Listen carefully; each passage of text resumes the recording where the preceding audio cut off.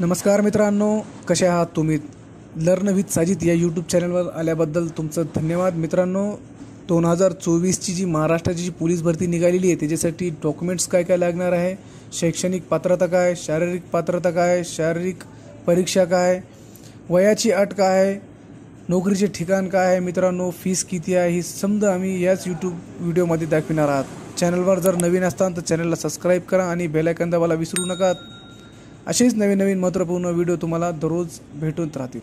मित्रांनो, 5 पदावर जी पोलीस भरती निघालेली आहे महाराष्ट्रामध्ये, पोलीस शिपाई, पोलीस बँड्समन, पोलीस शिपाई वाहन चालक, पोलीस शिपाई SRPF, कारागृह शिपाई इत्यादी प्रकारची जी 5 प्रकारची जी पोलीस भरती निघालेली आहे ह्याच्यासाठी कागदपत्रे कोणते कोणते लागणार आहे. सर्वात प्रथम मित्रांनो आम्ही जाणून घेणार आहे की 10वी 12वीचं गुणपत्रिका व प्रमाणपत्र. जर तुम्ही 10वी 12वीचे गुणपत्रिका तुमच्यापाशी जर ओरिजिनल असताल तर तुम्ही ह्याला सांभाळून ठेवा, कारण तुम्हाला ही स्कॅनिंगच्या त्यावेळेस लागणार आहे. महाराष्ट्राचा अधिवास प्रमाणपत्र नंबर 2ला मित्रांनो महाराष्ट्र अधिवास प्रमाणपत्र, जेणेकरून तुम्हाला महाराष्ट्राचा अधिवास म्हणजे डोमोसाईल प्रमाणपत्र असणे आवश्यक आहे. शाळा महाविद्यालय सोडल्याचा दाखला म्हणजे TC आणि 10वी 12वीचं गुणपत्रक ही दोघांपैकी एकच पाहिजे. दोघांपैकी एक जरी असेल तर चालेल. आधार कार्ड मित्रांनो, तुम्हाला आधार कार्ड जर तुमचं अपडेट नसेल तर आधार कार्ड अपडेट करून घ्या. Mobile number, finger, photo update करून घ्या, तुम्हाला अडचण येणार नाही. नंबर 5 मित्रांनो caste certificate ESBC SC ST OBC VJ NT. जर तुम्ही कास्टमध्ये फॉर्म भरणार असताल तर कास्ट सर्टिफिकेट असणं आवश्यक आहे.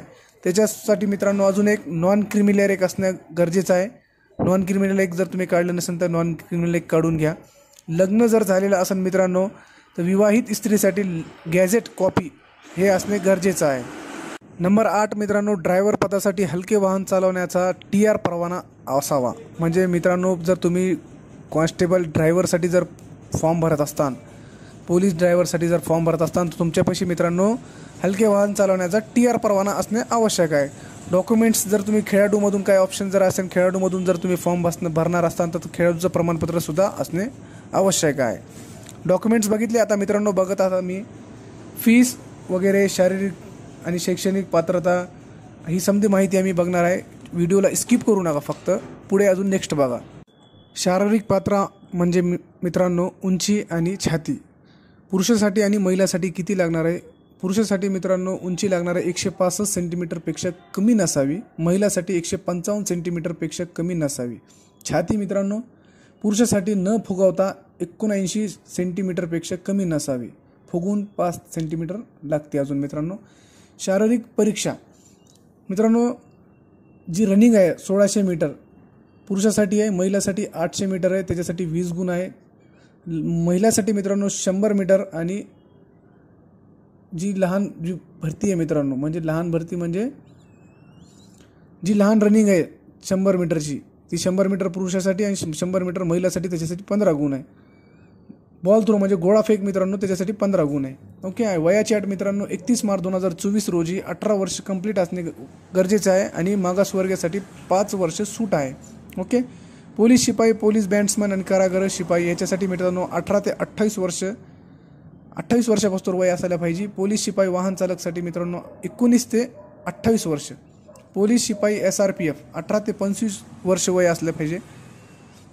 वय मोजण्यासाठी मित्रांनो तुम्हाला एक एज कॅल्क्युलेटर असतो, तो एज कॅल्क्युलेटरनुसार तुम्ही तुमचं वय मोजू शकतात. नोकरीचे ठिकाण मित्रांनो संपूर्ण महाराष्ट्र आहे. फीस मित्रांनो तुम्हाला खुला वर्गासाठी 450 आणि मागास वर्गासाठी 350 रुपये फीस आहे. ओके.